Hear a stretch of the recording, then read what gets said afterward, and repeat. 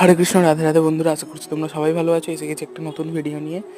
তো আজ হচ্ছে নীল ষষ্ঠী, আর গতকাল হচ্ছে আমার জন্মদিন। তো সেই জন্য আজকে বসেছি ভগবানের পোশাক বানাতে। তো দেখো, প্রথমেই আমি বানিয়ে নিলাম ভগবানের নিচের ঘাগরাটা, তারপর উপরের জামাটা।